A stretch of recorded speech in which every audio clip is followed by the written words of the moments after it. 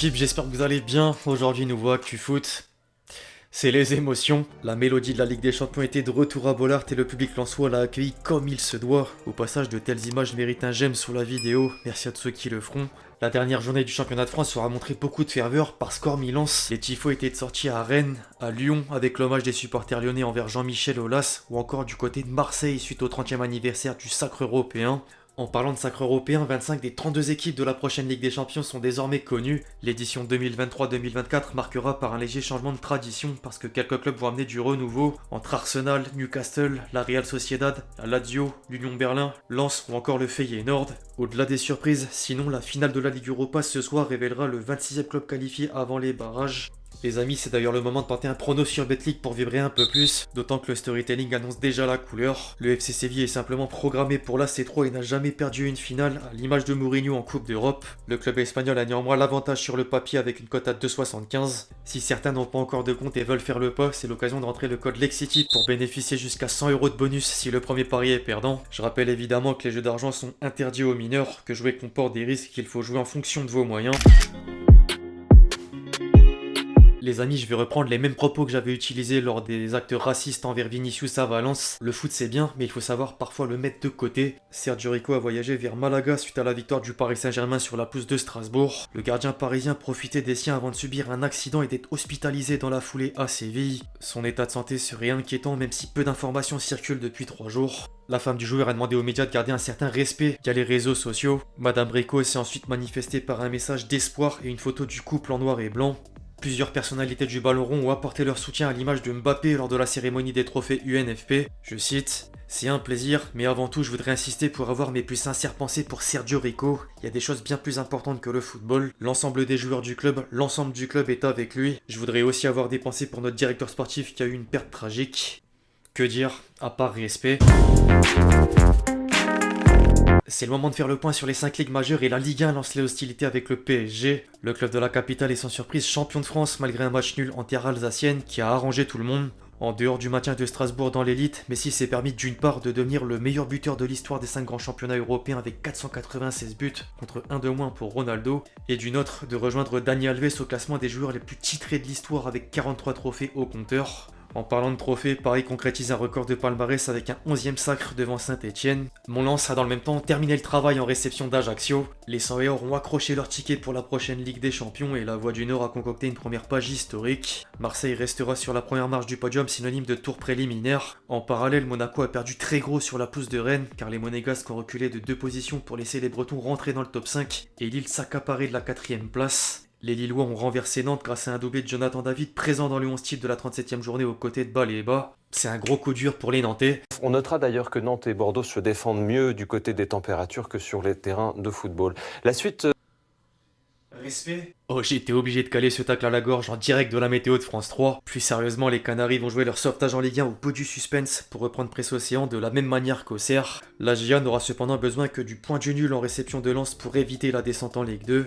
Enfin un mot sur Lyon avec la une du progrès. L'OL est parvenu à conclure en beauté à domicile pour les adieux de Jean-Michel Aulas au Groupama Stadium et le quotidien régional lui a lancé un à bientôt président. Un monument du foot français arrête en partie après plus de 30 ans de bons et loyaux services. Au rayon des rumeurs de transfert, je réserve une grande partie des informations à la série Mercato. Pour autant, quelques précisions mangent pas de pain quand il y a de la quantité, comme c'est le cas avec le Paris Saint-Germain. Les amis, à en croire Foot Mercato, Lucas Hernandez donne bien sa priorité au club de la capitale malgré le forcing de Thomas Tuchel. Le Français espère que les deux clubs trouveront un terrain d'entente mais n'ira pas au clash avec le Bayern. Ensuite, le média indique que Neymar ne se voit qu'à Manchester United ou à Paris la saison prochaine. Le Brésilien a même refusé des approches de l'Arabie Saoudite et les confrères anglais confirment la chose.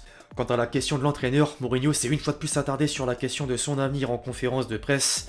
Je cite: « J'ai parlé avec mes capitaines, ils m'ont demandé si j'allais rester, je leur ai répondu de façon objective. Ils ne vous le diront pas en parlant des journalistes, mais ils savent parfaitement ce que je vais faire. La situation est différente de celle avec l'Inter. Je n'avais pas encore signé de contrat avec le Real Madrid, mais nous étions déjà d'accord sur tout. À l'heure actuelle, je n'ai pas de contact avec d'autres clubs. » Autant dire que la réponse est floue, mais le langage du Special One vaut jamais une seule vérité. Au passage, la Roma joue un nouveau titre européen ce soir, mais également une qualification en C1 parce que le club de la Louve s'est incliné sur la pelouse de la Fiorentina en Serie A et le top 4 a désormais trop d'avance. L'AC Milan vient d'ailleurs de sceller son sort. Les Rouges et Noirs sont sortis vainqueurs du choc face à la Juventus grâce à l'unique but de Giroud et seront dans la compétition étoilée la saison prochaine. En revanche, la Vidame ne sera pas de la partie pour la première fois depuis l'exercice 2010-2011. Tuttosport juge que les Blancs et Noirs ont manqué l'honneur, en plus de rappeler que la fédération italienne menace encore d'un retrait de points supplémentaire. En parallèle, l'Inter a battu l'Atalanta et le Corriere dello Sport fait bien comprendre que les Noirs et Bleus peuvent rester concentrés sur la finale de la Coupe aux Grandes Oreilles contre Manchester City. Rendez-vous le samedi 10 juin à 21 h.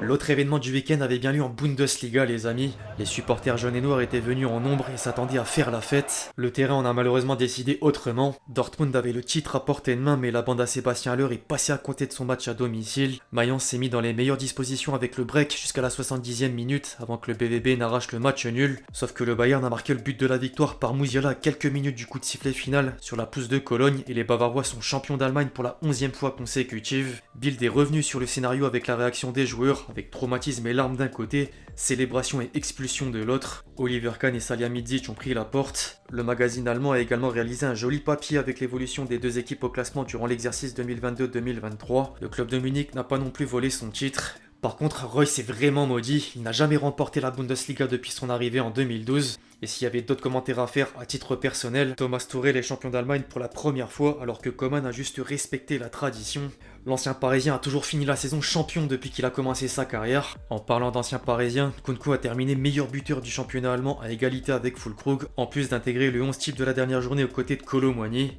C'est l'heure du bilan avec un coup d'œil au classement. En dehors des trois premiers, l'Union Berlin lancera les hostilités en Ligue des Champions. Fribourg est qualifié en Ligue Europa tandis que Leverkusen est qualifié en Ligue Europa Conférence. Enfin, Stuttgart est barragiste et devra battre Hambourg pour rester dans l'élite.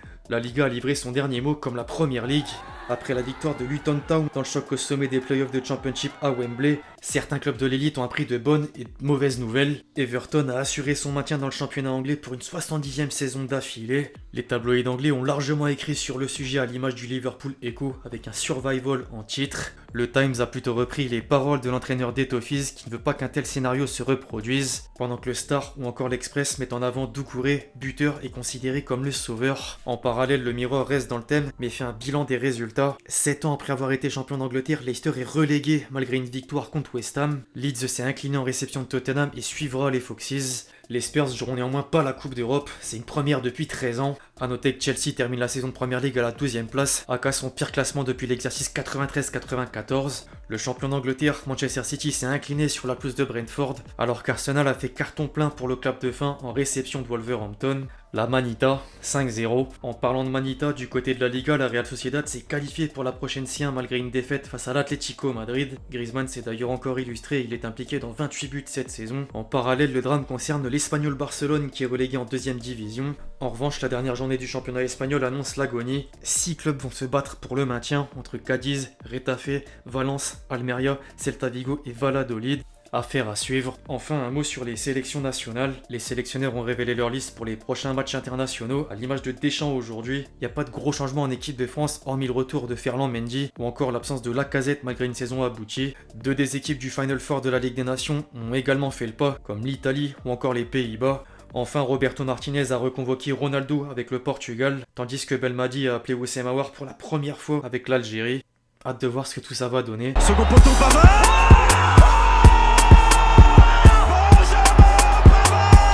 Avant de clôturer la vidéo les amis, c'est l'heure de caler le petit top but et un clin d'œil à un certain Xavi Simons, meilleur buteur d'Eredivisie avec 19 buts s'il vous plaît.